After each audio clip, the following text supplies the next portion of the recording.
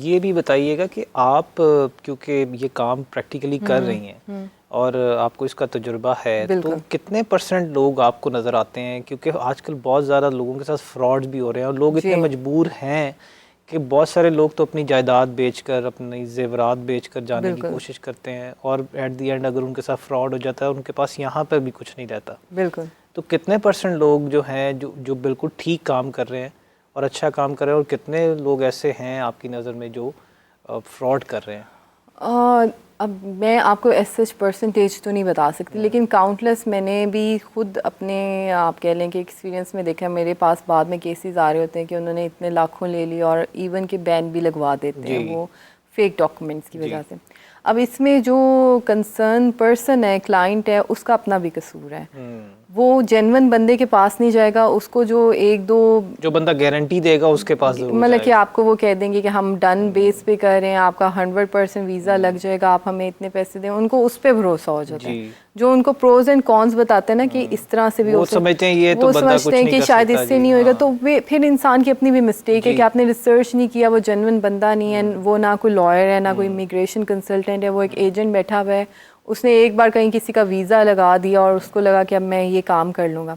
फिर इसमें ये होता है कि वो एक एक डॉक्यूमेंट आपका जेन्युइन होना चाहिए। सही। आपको पता नहीं होता, वो फेक डॉक्यूमेंट्स लगाते हैं, उससे यही होता है कि आगे आपका बैन भी लग जाता है। क्योंकि वही बात आ गई ना शुरू में, जैसे आपने कहा कि आप अपनी प्रोफाइल सेट करें। बिल्कुल। अगर आपके पास प्रोफाइल नहीं होती तो फिर आपको फेक डॉक्यूमेंट्स इस्तेमाल करने पड़ते हैं। और आपके पासपोर्ट पे एक बार बैन लग जाए तो बहुत मुश्किल हो जाता है आपका दोबारा कभी ट्रैवल करना। बिल्कुल। तो इस चीज़ का मैं सबको कहूँगी कि बड़ा ध्यान करें। सही।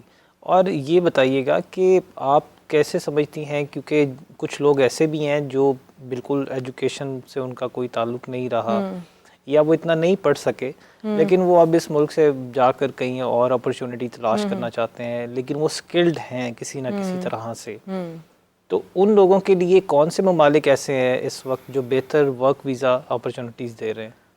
देखिए, जो आप कह रहे हैं ना वो स्किल बेस में बिल्कुल आ जाता है, लेकिन उसमें भी थोड़ी बहुत एक मिनिमम इंग्लिश की आपकी रिक्वायरमेंट होती है। आपको वो एक लेवल तक बेसिक कोर्स तो आपको करना पड़ता है, लैंग्वेज। हाँ, आप प्लम्बर हैं, आप शेफ़ हैं, आप टेक्नीशियन हैं, इलेक्ट्रिशियन हैं, इस तरह के लोगों को आप स्किल बेस में करके आपको वीज़ा, इवन जो फार्मर्स भी हैं, एग्रीकल्चर लैंड पे काम कर चुके हैं, उनको भी कहीं ना कहीं कोटा उनका आ जाता है।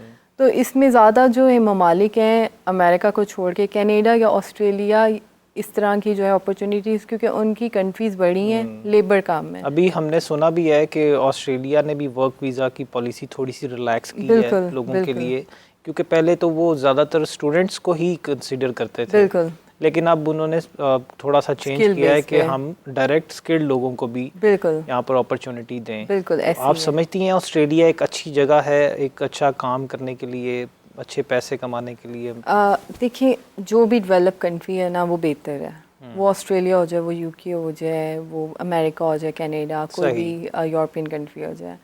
अगर आपको ये है कि अगर आपके पास एक भी इनमें से किसी मुल्क की सिटीजनशिप आ गई है तो आपके लिए ट्रैवल करना, आपके लिए बहुत ज़्यादा बेनिफिट्स आ जाते हैं। तो अगर किसी को ऑस्ट्रेलिया में अपॉर्चुनिटी मिल रही है तो they should go for it. Australia एक अच्छा मुल्क है, काफ़ी बड़ा है, अपॉर्चुनिटीज़ ज़्यादा हैं। ठीक। यहाँ स्किल की बेस से मुझे ख्याल आया कि अमेरिका भी आपको स्किल बेस पे जो है वो वीज़ा दे रहा है। हाँ, ये आपने बड़ी इंपॉर्टेंट बात की, क्योंकि लोगों को अमेरिका के नाम से ही बड़ा डर लगता है कि जी वो तो कभी भी नहीं लगेगा वीज़ा, और अमेरिका की पॉलिसी बहुत सख्त है। इसमें नो डाउट कि अमेरिका की एम्बेसी जितना पाकिस्तान में लोगों को बिल्कुल ख्वार करती है, बहुत कम एम्बेसीज करती हैं। देखिए, उसमें हमारा भी कसूर है। मैं कल ही पढ़ी थी अखबार में, कह रहे हैं कि FIA ने खुद गल्फ़ कंट्री से रिक्वेस्ट की कि आप अपनी वीज़ा रिस्ट्रिक्शन टफ करें, क्योंकि यहाँ से काफ़ी लोग वहाँ जा रहे हैं और वो बेगरी में लग रहे हैं। तो मुल्क का नाम भी बदनाम हो रहा है, वो टूरिस्ट बन के गल्फ़ कंट्रीज़ में जाते हैं, दुबई, ईरान, इराक वगैरह में। तो ये देखिए हमारा अपना भी, हमारी कौम का कसूर है। तो इस वजह से उनकी पॉलिसी स्ट्रिक्ट हैं। लेकिन जैसे कि मैंने कहा कि अगर आपकी प्रोफाइल अच्छी है, अब स्किल बेस में अमेरिका में ये है कि पहले तो होता था कि आपके पास एम्प्लॉयर लेटर होना चाहिए। अब आपके पास एम्प्लॉयर लेटर नहीं भी है तो आप तब भी अमेरिका में अप्लाई करके डायरेक्ट ग्रीन कार्ड ले सकते हैं। ये बहुत आपने इम्पोर्टेंट बात बताई कि बगैर अगर आपके पास कोई एम्प्लॉयमेंट लेटर नहीं भी है, उसके बावजूद आप इसको कहते हैं नेशनल इंटरेस्ट वेवर। सही। अगर आप उनको कन्विंस कर दें कि आप एक रिमार्केबल आपकी है, डिग्रीज़ हैं, आप प्रोफेशनल आपका बड़ा अच्छा है, आपने अपने मुल्क में भी बड़े अच्छे काम किए, आपकी एक्सपीरियंस अच्छा है, तो आपको डायरेक्ट ग्रीन कार्ड दे देते हैं कि आप आएँ हमारे मुल्क में सेटल हों। अच्छा, जब आप इज़्ज़त अप्लाई करते हैं, चाहे आप स्टूडेंट बेस पे अप्लाई कर रहे हैं, चाहे आप वर्क वीज़ा के लिए अप्लाई कर रहे हैं, किस हद तक ये देखा जाता है कि ये शख्स अपने मुल्क के अंदर कितनी आमदन कमा रहा था और ये अपने मुल्क के अंदर इस काबिल था कि ये अर्निंग करके अपना गुजारा कर सके? इस चीज़ को कंसीडर किया जाता है? बिल्कुल किया जाता है, लेकिन ये स्किल या फिर वर्क वीज़ाज़ में नहीं किया जाता। ये किया जाता है स्टूडेंट वीज़ा में, अगर आप सेल्फ अपने आप को कर रहे हैं, टूरिस्ट वीज़ा में, और अगर आप इन्वेस्टर वीज़ाज़ में जा रहे हैं तो तब आपकी आमदनी, आप मंथली कितना अर्न करते हैं, आपकी बैंक स्टेटमेंट, एसेट्स वगैरह, ये सारे काउंट करते हैं। ठीक। हमारे साथ नाजरीन मौजूद हैं अब्बास महर साहब भी वीडियो लिंक पर। अस्सलाम वालेकुम सर। वालेकुम सलाम। जी, आप कैसे हैं? खैरियत से हैं? अल्हम्दुलिल्लाह ठीक खैरियत से हूँ। आप कैसे अच्छा हैं? जी, बिल्कुल। आपसे पूछना चाहेंगे कि इस मौजूदा सूरत हाल में, क्योंकि आप जानते हैं कि बेशतर पाकिस्तानी मुल्क से बाहर जाना चाहते हैं और कुछ लोग वर्क वीज़ा के लिए जाना चाहते हैं, कुछ स्टूडेंट बेस पर जाना चाहते हैं, तो आप कौन से ममालिक समझते हैं ऐसे जो इस सूरत हाल में पाकिस्तान को अच्छी वीज़ा अपॉर्चुनिटीज़ फराहम कर सकते हैं? जी, असल में हमारे मुल्क के हालात इस टाइम काफ़ी ख़राब हैं, बिल्कुल जैसे आपने कहा है। तो लोग बहुत ज़्यादा जो है ना वो बाहर जाना चाहते हैं, फ्रस्ट्रेटेड हैं लोग। तो इस टाइम क्योंकि हम लोगों का बेसिक जो पर्पस होता है वो होता है सेटलमेंट का, जी। अर्निंग का। जी। तो उस हवाले से एक स्टडी वीज़ा का रूट है कि लोग जाके वहाँ पे स्टडी भी कर सकते हैं और साथ साथ जो है वहाँ पे उनको कुछ टाइम मिल जाता है, वर्किंग आवर्स मिल जाते हैं। जी।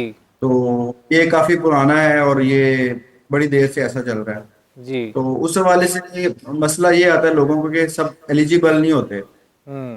तो इस टाइम जो है मतलब यूके और ऑस्ट्रेलिया, हम्म। तो यूके से भी ऑस्ट्रेलिया बेहतर है, हम्म। लेकिन ऑस्ट्रेलिया की सक्सेस रेशो थोड़ी सी कम है और मसला वही है कि एलिजिबिलिटी क्राइटेरिया जो है उसको मीट नहीं कर पाते स्टूडेंट्स। सही। क्योंकि वो फाइनेंशियल भी चेक करते हैं कि जी। अगर इनको जो मतलब इनके जो एक्सपेंसेस हैं जो बियर करेंगे, जो फी है इनकी, हम्म। फॉर एग्जांपल उनका कोई फादर उसे कर रहा है फुलफिल, तो हम्म। क्या वो बल्कि पूरा इनकम प्रूफ मांगते हैं कि वाकई ही जनरली ये इनकी जो स्टेटमेंट है उसमें जनरली इनकम आ रही है, हम्म। या ऐसे ही पैसे पुसे दे के इन्होंने कोई बनवा ली है स्टेटमेंट। जी, फेक डॉक्यूमेंट्स के तो हवाले उस से आप बात करें, बिल्कुल। जी जी बिल्कुल बिल्कुल। तो क्योंकि हमारा स्टाइल यहाँ पे पाकिस्तान में बहुत सारे लोग हैं वो मिलियंस ऑफ रुपीस कमा रहे हैं हम्म। मंथली बेसिस पर, लेकिन वही के देसी तरीके पे चल रहे हैं। हम्म। तो ये भी मैं कहना चाहूंगा कि लोगों को चाहिए कि वो प्रॉपरली चलें, हम्म। क्योंकि आने वाले टाइम में उनको उनकी आगे औलाद को फायदा हो सकता है इस हवाले से। जी। और उसके अलावा जो है दूसरा एक ऑप्शन है वो वर्क परमिट्स का है। तो हम्म। वर्क परमिट्स में ये होता है कि आपकी स्टेटमेंट्स वगैरह मैटर नहीं करती। हम्म। तो अगर तो आपको फॉर एग्जांपल यूके की हम बात करते हैं, अगर वहां पे आपको कोई कंपनी स्पॉन्सर कर देती है जी। वर्क परमिट, तो हम्म। वो जो इमिग्रेशन उनका है यूके का, वो देखता है कि बंदा मीट कर रहा है एलिजिबिलिटी, हम्म। तो वो दे देते हैं वर्क परमिट। तो वैसे एक